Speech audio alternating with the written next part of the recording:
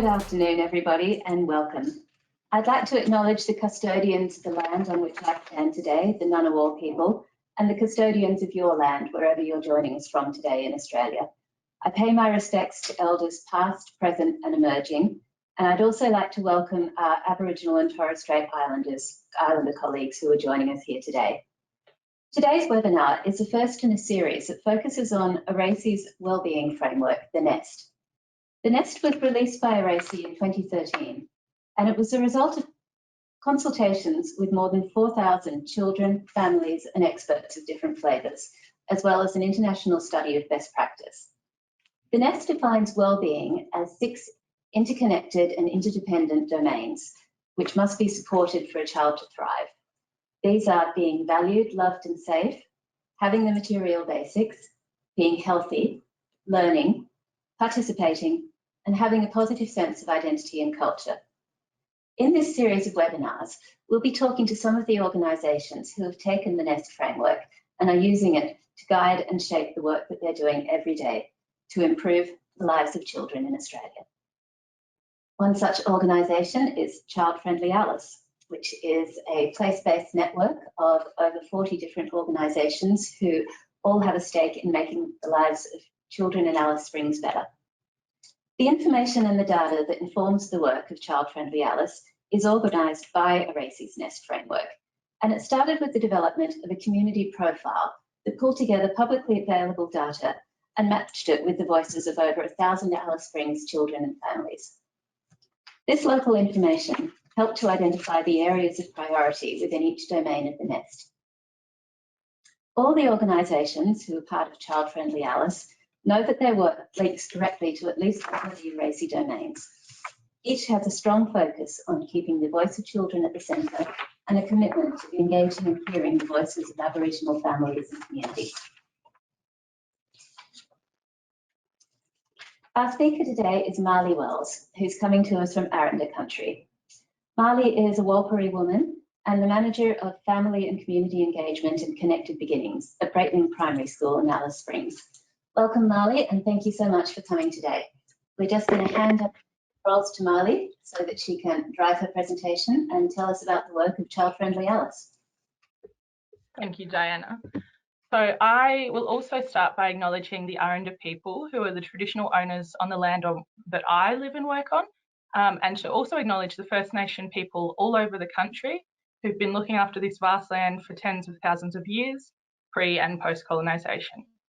It's an honour to be able to grow and learn on this country, which has seen so much and continues to nurture and support us all together. I pay my respects to the elders past, present and emerging. So Child Friendly Alice brings together community organisations, government and individuals to address the wellbeing of children in Alice Springs. So as Diana said, we're a network with connections to over 40 agencies and 100 different programs. So we all support children and families to access education, social support, community safe spaces, events and resources. So we know that Alice Springs is geographically isolated, has a really challenging environment, and it services the Central Australian region, which covers an area of over 800,000 square kilometres. Child Friendly Alice exists to link service providers, community members and governments together to create sustainable action and to help our community thrive. So we're very much built from the stories heard through extensive community consultations. We work alongside the community, government and local organisations to improve our children's access to opportunities for them to grow up safe, healthy and strong. We do have a collaborative approach to assessing and addressing the issues faced by children and families. So Child Friendly Alice started in 2017. There was 4 different agencies, which were Communities for Children at Anglicare, Strong Kids, Strong Centre at Red Cross, and 2 Department of Education programs, which was Connected Beginnings Alice Springs and the Larapinta Child and Family Centre. We all worked in really similar ways, and people who were attending our meetings started to question why we weren't all just working together. And so there was a collective commitment in line with the UNICEF Child Friendly Cities and Communities, which is how Child Friendly Alice came to be. What came of that was more people committed to being involved and a government structure was set up, which is how we currently run. So there's an advisory group which meets regularly throughout the year. There's working groups, which you can see on the screen, and that's people from different organisations who are able to focus on all the different areas that really need addressing. So transport, food security, workforce development, all different things. So they are just much more focused. And then we have a backbone which meets fortnightly to ensure that work is progressing and adapting as necessary. So the Child Friendly Alice community profile, it was the first tangible piece of work after a year of consultations and feedback. So this was a broad cross-sector of community members, staff from agency, educators, elders, children, young people, parents and families. It was launched in 2019 and it's a resource of real value that brought community voice and data out into the town and put the Child Friendly Alice name in front of the community, local, territory and federal politicians. It was a catalytic project in terms of creating a document that for the first time in Alice Springs brought together community aspirations, concerns and hopes for changes alongside population level data. So it was really necessary to determine the best format for bringing all of that information together. We had to create a document that would be accessible, relate to and inform the audience. The team in the beginning made a commitment which later developed the guiding principles. And so they were to be consultative and informed by the community, to be accessible to community members, to identify data gaps, and to aspire to equal representation of the local voice and the local data. So the team undertook extensive desktop research of documents and reports from across Australia relevant to what we wanted. The Grow Well, Live Well Palmerston report was the only one that was found that included community voice and population level data. And then we also looked at the state of children reports from across Australia. And so many of them use the ARACY Nest. So that's when it was contextualised for Alice Springs and adopted by Child Friendly Alice. So it was a really clear way to consult with families and to frame the reporting. We also looked at results-based accountability measurement and evaluation framework, which highlighted the importance of language. We wanted to use language that was understandable across such a diverse community. So we did adopt some of the results-based accountability language, so areas of wellbeing, experience and indicators. And the name was changed from a report to a community profile because report really implies that something is about you and not with and for you. So we wanted to appeal to everyone. Community members were consulted through a public forum and targeted focus groups. They were asked to prioritise what was important for children, and that helped whittle 90 indicators down to 30, so that was approximately 5 per area of wellbeing. And the extensive data collection included community surveys, consulting experts, employing a researcher to collect population level publicly available data. There was some flexibility for younger children being interviewed. And there was also some funding through Connected Beginnings to engage Tarrangina Council's research division so they could survey town council residents in language, which resulted in some really rich data. Once all of that was collected, it was consulted back to the community and then the look and the feel of the profile was developed. So what really worked in the development of the profile was such a broad commitment to the approach and really authentic engagement with the community at each stage. So the profile provides families with a snapshot of what they want to see in our community. For service providers, it provides evidence that can be used for more effective program delivery for children, young people and families. And for government at all levels, it provides an overview of the systemic changes and investment that needs to happen to improve outcomes for everyone. So these icons that we use for our areas of wellbeing are based on artworks by Geraldine Stewart. So we really make sure that all of our work and documentation focuses on children and families at the centre. And in terms of the areas, the Child Friendly Alice definitions have been adjusted to suit our community. So actively participating, we call this the social environment in which young people grow is important for their development. For many young people, participation in sport and recreational activities is one way to mix with and make friends. For others, volunteering is important.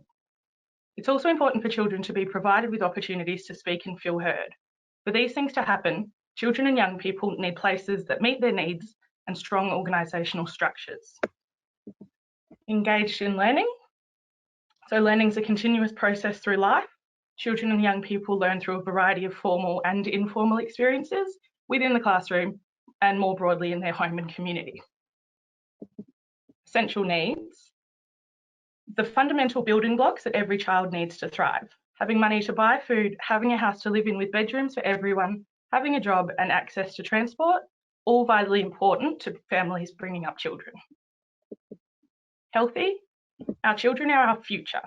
Being physically, mentally and emotionally well is important for everyone, but for children starting out in life, being healthy sets them up for a strong future. Identity and culture. It's an expression of individuality and uniqueness, knowing where you come from, where you are, where you belong, that you're valued and have the capacity to choose where you're going. Culture is about being a part of a way of life, ideas, values, culture and behaviour. Loved and safe. All children have a right to grow up in loving and safe environments. Children are vulnerable, and if the right caring environments are not there, they face many more risks and challenges than children who are nurtured, supported and encouraged to meet their potential. So that's our summary of the areas of wellbeing. These infographics are examples that Child Friendly Alice produced based on how addressing all the different aspects of people's lives tie the areas together. So these are available on the Child Friendly Alice website, along with the community profile and a technical report, which is just much more detail. So this is 2 examples that are there. So what I want to talk about, which is a really good example of how we use the ARACY Nest in the community, is the Family and Community Summit, which we held in May. So what became quite clear recently is that Child Friendly Alice is missing Aboriginal voice in our leadership and governance and therefore decision making, and so we can't proceed without it. We've been generating ideas to promote community engagement, and we had the resources to host an event which turned out to be unlike any that we'd seen before. So that was the Family and Community Summit, and it was created by Aboriginal people for Aboriginal people. So we contacted Aboriginal employees who don't necessarily already feel connected to Child Friendly Alice, but that did have the capacity to be involved. We thought it was really important to have Aboriginal people to create a safe environment to speak their truths, and we know that Aboriginal voice has been missing for too long in too many places. We held the event in National Children's Week, which the ongoing theme is stronger families, stronger communities, and that just worked so well for what we were trying to do. So this brochure was created for employees to take to their clients and the people that they're working with who they were encouraging to attend. We wanted to front load people who were attending to have an understanding of the ARACY Nest before they came, so that we didn't need to go into too much detail, and we thought that this was a way that people could access that beforehand. So what was clear from the first planning meeting for the summit was that the Nest really resonated with people who hadn't seen it before. Because it's relevant and accessible, it's how people live their lives and it's how they work. So people understand the ARACY Nest, the way it works in services and the way they're raising their children, because people are going for a holistic approach, whether they know that or not. So it was an easy decision to split the stations that we had on the day based onto the Nest areas. And we developed a framework to ensure whatever group people went to, they could engage and understand what they were doing. So we had 2 employees from different organisations around Alice who were given a pack for each of the areas, which included some questions to ask. It had some posters and a script. So this was the script. It was set up with 6 main points, and basically it was framed around ARACY. So this is an example of the script for the loved and safe area of wellbeing.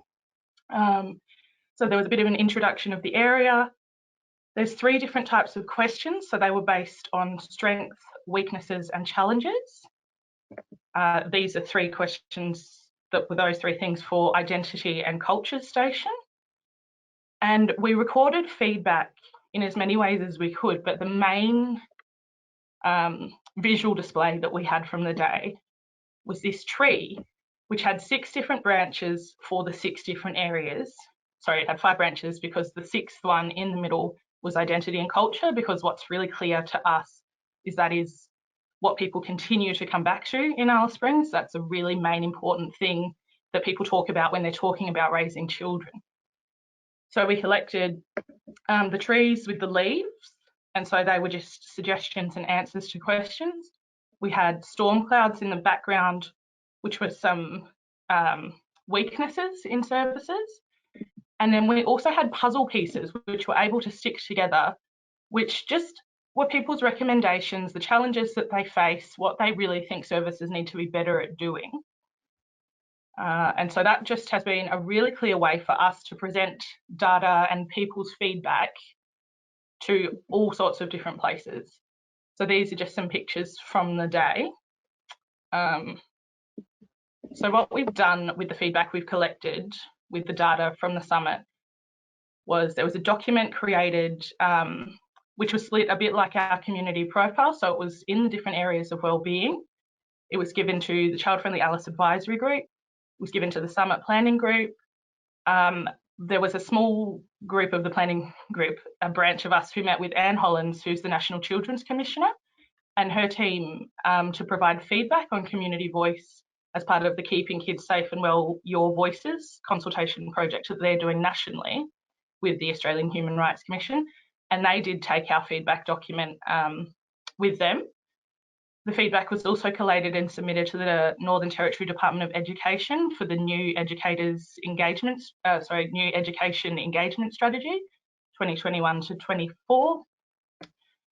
We do have some more plans. We want to put positive strength-based stories into the community. So we have some more things that we have lined up with the feedback, and we are also going to be holding an event for National Aboriginal and Torres Strait Islander Children's Day on the 4th of August. We're really hoping to bring back a lot of the people that were engaged at the Children's Week Summit, the Families Week Summit, so that we can continue to drive the story forward and stop asking people the same questions, because we know that's something that really fatigues the community. And another thing that we're doing with the ARACY Nest in Child Friendly Alice is we're working with Clear Horizons to develop a place-based evaluation. So the advisory group is all engaged with that. And there's a smaller focus group developing our theory of change now that we've got a whole lot of information from the advisory group. So quite a lot of time has gone into this to make sure it's fit for purpose. This is our current draft version.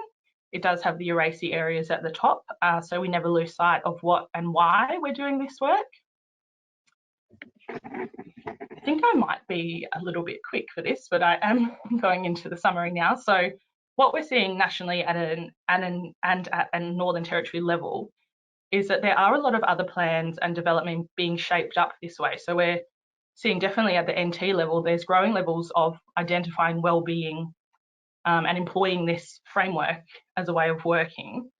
So since we've started to do this, we're trying to build people's understanding of thinking about wellbeing.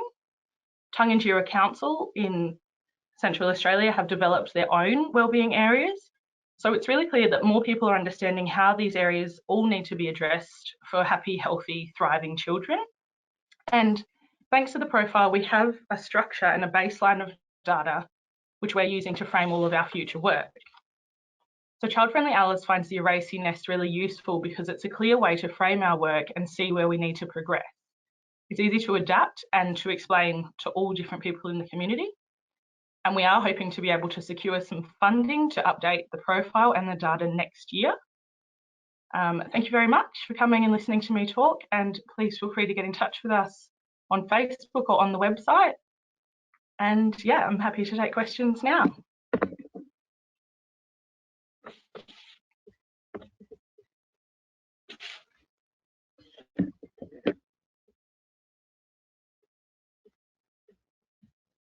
The Family and Community Summit in May. And I really love that you're going to have the follow-up event on the 4th of August for National Aboriginal and Torres Strait Islander Children's Day. I think you raise a really good point that often engagement and consultation even when we're trying really hard, it can be a little superficial and there can be a lot of repetition. So I think it's fantastic that you're recognising that and really working to make sure it's a continuation of the conversation and not retreading the same ground. I also absolutely love the tree, not just because it's such a creative way of capturing the feedback, but also because I think one of the real strengths of Child Friendly Alice is that you've taken the structure of the nest and all the evidence base and everything that went into building those 6 domains, but then you've tailored them for the community and you've worked with your stakeholders and with community to really make it yours and say, well, what does this mean for us? What does this mean for Alice? And something similar took place, gosh, going back a few years now, when one of our partners was doing some work in the Tiwi Islands, and a group of women there were looking at the wellbeing wheel, which is one way of representing how the domains of the nest look and looking at it visually. And they said, well, this isn't quite right for us. This isn't how we think about it. And so they came together and actually drew their own version of the nest, and it was a tree. And it had the roots were the domains, the strong roots of the tree, and the trunk of the tree was the community, and the branches were families, and the fruit was your healthy, happy, thriving children. Yeah. That was their take on it and their spin and what it meant for them. So I think that work of digging a little bit deeper and saying, yes, this resonates, this makes sense, this is what kids need, but what does that mean for us, is a really important way of taking the nest off the shelf and making it real in communities. So tell me, have you planning for the Children's Day event yet? Do you know how that's going to be different? Or?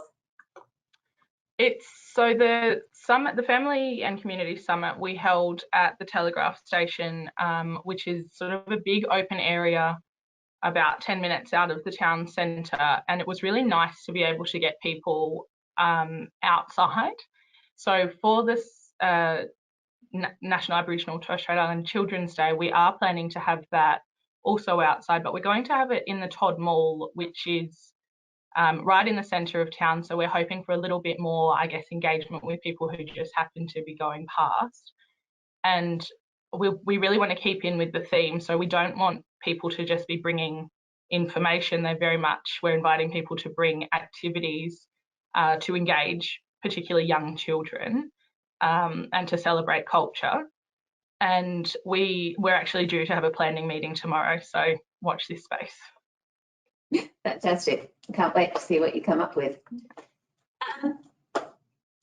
So do we? Yep. Yeah. Sorry, I'm just checking to make sure that we don't have any other questions coming up, but I think people are still digesting. If you do have questions, folks, absolutely send them in.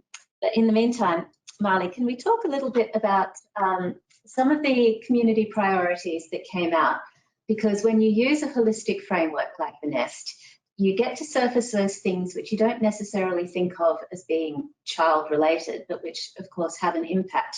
And so I was really interested that some of the working groups reflecting the concerns and the issues and the things that Alice wanted to focus on were around transport, food security, workforce development, which are not necessarily things you immediately think of for kids, but then when you give that second thought, you're like, well, of course. Talk to me about that. Of course, yeah, that's what affects people's lives. So particularly with transport and food, there are real deserts in Alice Springs and just like surrounding areas. And so if you live, 10 kilometres away from the centre of town, there's nowhere to go except town to get that food. And, there's a couple of shops that are outside of the city centre, but they are just often much more expensive. So people would spend $200 on, 2 meals worth of food if that's where they're getting their basics. And so the food security, actually Food Bank SA is just about to open sort of an alternative shop in Alice Springs, which is just, I think, going through some employment processing now. So they should be opening, I think, in September. And in terms of transport, they're the two working groups that really have some sort of tangible results at the moment because people are so passionate about it.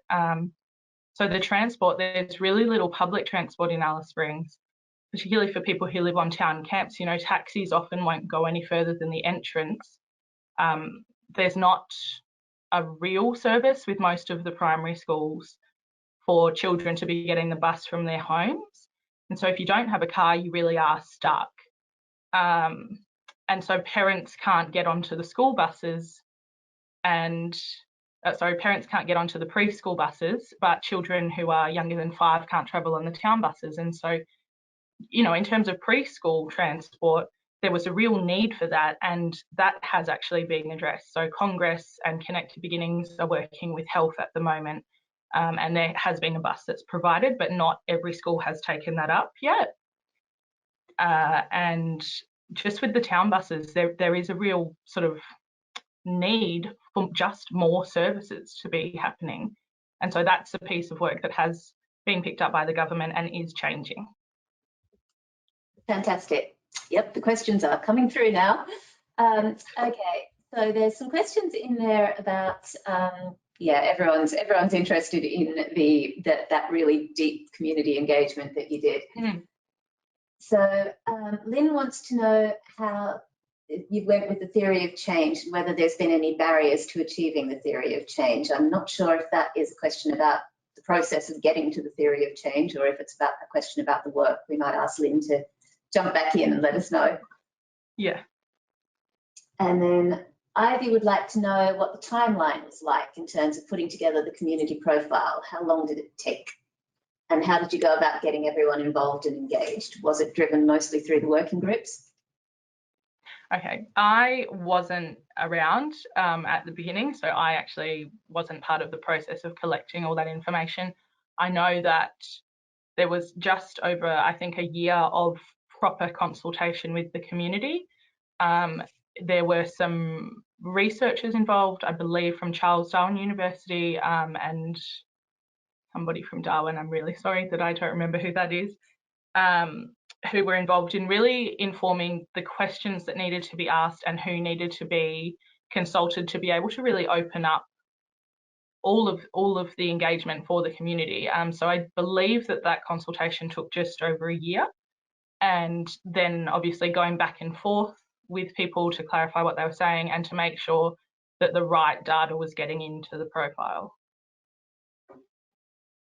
Okay, thank you.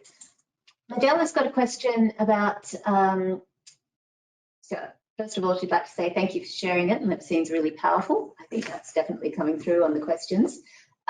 She's wanting to know if there's any signs at this early stage of whether we're seeing better outcomes for Alice children or if it's too soon to tell. I think it's hard because when you're working in it day in, day out, it is frustrating to feel like there aren't, you know, really big service level changes happening, but there have definitely been some individual family wins in all the different organisations. We know that the transport, whilst that's only been operating for a semester, there has been some changes in the levels of engagement in preschools with that. And I think especially when the food bank stuff comes through, Food Bank SA, I think that will change people's perceptions on access to food. And I think one of the things that has been really positive, even though it's not necessarily reflecting in the data, is that people feel like they can have a voice and that they can talk about the things that are frustrating, but talk about also about the successes in their lives based on services working together. So at the moment, there probably hasn't been as much change as we would like to see, but it definitely feels like it's coming. And also this work just is such, you know, it's such broad work, it's such a long vision, but yeah, it feels like things are changing. Kids are definitely a long game, aren't they? Yeah.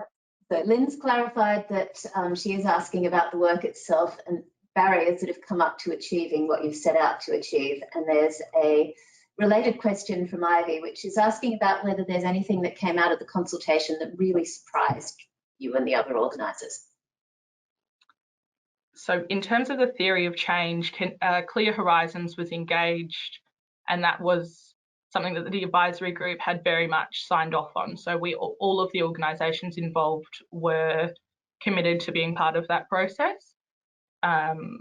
So the theory of change itself, we sort of knew was happening. The first sort of big consultation meeting that we had was November last year, and it was like a really sort of incredibly successful day. But one of the barriers during the process was that there were a lot of people who've been working in the service sector, you know, for decades, who feel like without talking about the history and the work that's come before, it's really hard to move forward. Whereas obviously there's some people who've come in a little bit later who feel, you know, like we could say the beginning of Child Friendly Alice was when this work really started, but of course that's not true.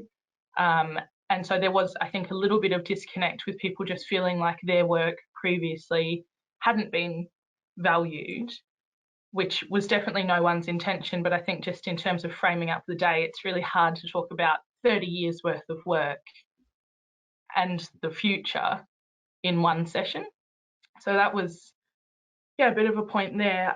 There's obviously, you know, Alice Springs is a small town, so there are some sort of internal politics, there's people's opinions to take into account.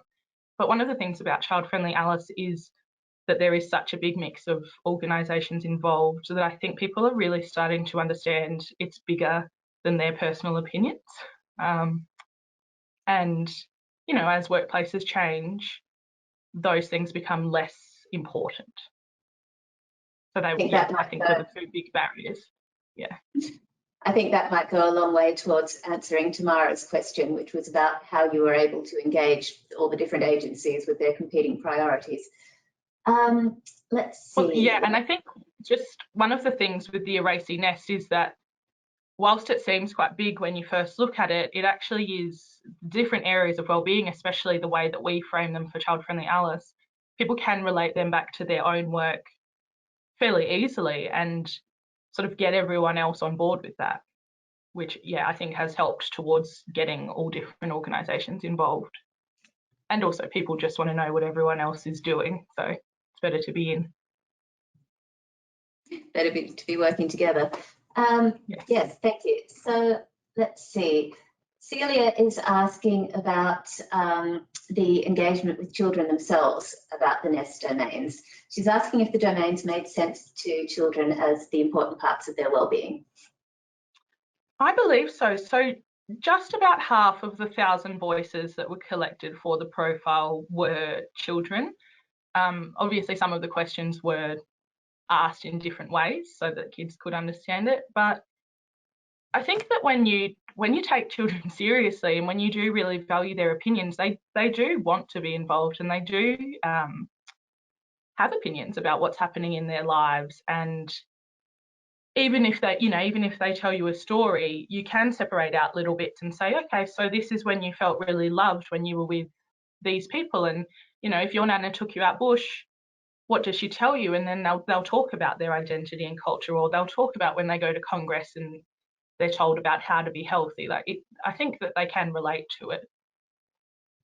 I don't think it's any coincidence that the top strength that came out was family and friends. That's been consistent with every group of children that I know that's been consulted on the Nest. Yeah. That's always the most important Absolutely. thing. So I think the consultation for the profile and also the community engagement at the summit, there wasn't anything that was hugely shocking because it is, you know, people have been being asked the same questions from so many different services. So whilst we were asking questions that we, you know, really wanted to know the answers to, we weren't surprised by the results that we got, because there are just the same things over and over again, which is why we want to be working together to help make those changes. Thank you. Kathy's got a question which is about, so the other half of the community profile, of course, is the population level data and the markers of what makes a healthy child. Kathy's asking about how your Aboriginal stakeholders identified what better health and wellbeing meant for them, and how that was wrapped up into the work. Yeah, so I think in terms of the way that we frame health as the ARACY Nest, so that it is bigger than just physical health, that it is spiritual and it is emotional, and it's your connection to family and culture and all these different things. So whilst the population level data, so the ABS data and the AEDC stuff, that obviously doesn't capture people's feelings in the same way, there was such an opportunity for voice from the community that I feel like people did think that broadly their concerns were covered.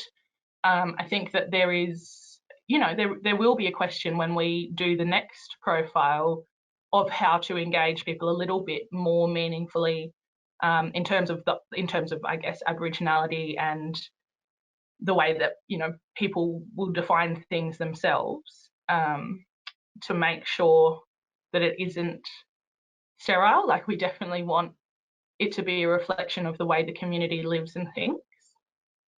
So yeah, whilst it was covered off in the first profile, I think that would be a real point of concentration in the next one. That sounds good. Now, you mentioned what the next profile is going to look like, and one thing that we're currently grappling with, I said at the top of this presentation that the Nest was released in 2013, which means it's getting on for nearly a decade now. One of the really big things that has changed in that decade in terms of what matters to children and young people is climate change. And that was one of the concerns that came out in your work as well. And of course, as you say, you live in a place with an extreme environment. You're really at the pointy end of climate change in a lot of ways. Absolutely. Do you think that's going to continue to be an ongoing concern? Do you think that's going to be where things go in the future in terms of what absolutely. So one of the big things that came up for children when responding to the profile was that they wanted, water parks and beaches and just access to more water. And obviously that's not really something that we can create here. But in terms of climate change, I feel like in Alice Springs, it's the middle of July and it's 30 degrees today. It's so directly impacted by what's happening in the rest of the world, but also very isolated. There are people here who would have no idea about what's going on in other countries or even in other parts of Australia. So I think it definitely is something that will come up, but it'll be interesting because it is only going obviously to get hotter here, and I think people are very aware that it's changing. And I suppose that feeds back into some of the issues around housing and those kind of things, and making sure infrastructure and how things just melt in the direct sunlight. And that's something that has to be addressed here. And I think especially people who live in public housing, which is such a big part of the landscape of Alice Springs, there are real concerns with things like even internet access, and the way that the wires are at the moment throughout the middle of the country. It's not a sustainable way for us to continue accessing the internet or to access, we have bore water, but that's not going to be around forever. So yeah, definitely the environmental factors will affect our work in the future, because they just affect people's lives. Okay, let me just quickly run down the list and make sure that I haven't missed any of the questions that we've got here. Ashley was just wanting to dig a little further into the funding for this and how the work came together. Sure. So Communities for Children through Anglicare had the funding to begin with, and that was being operated through a partner program of theirs. So at the moment, we actually don't have any funding specifically for child-friendly Alice. Luckily, there's a couple of organisations involved who sort of the work that we do does directly relate to the program deliverables for them. And so we do, there's often a bit of this from here and there that means that we can put things together. But it's something that we need to look at from sort of here on in to continue funding. So we don't have any direct funding for child-friendly Alice. And yet you've been able to achieve so much. Yeah, and it's such a passion project for people that there is always a will and a way, but in the future we're hoping we'll be able to sort of settle that a bit further. Well, if you keep getting the kind of outcomes that you're getting, like the nursery bus and things like that, then I'm sure that will make people sit up and notice. And certainly people on the chat are expressing their gratitude and their appreciation for your time today. Here you go, here's Helen saying right now, thanks for a really great presentation. It was such important work. Tamara is saying she worked on CFC nationally in the early days, and she loves that things like this came out of that program. I think we all love that. Absolutely. So thank you so much for this, Marley, for your time today. We will watch with interest to see what happens with your event on the 4th of August. Also happening in early August will be our next seminar in this series of the Nest. Next time around, we're going to be talking to the Tasmanian government, who use the Nest to frame their whole of government child wellbeing framework, which guides most of their services and work. So definitely tune in for that one, register early. The details will be in our e-bulletin a little closer to the time. Thank you everybody for joining us today to hear about the work of Child Friendly Alice, and thank you for your time. Bye, Marley. Bye.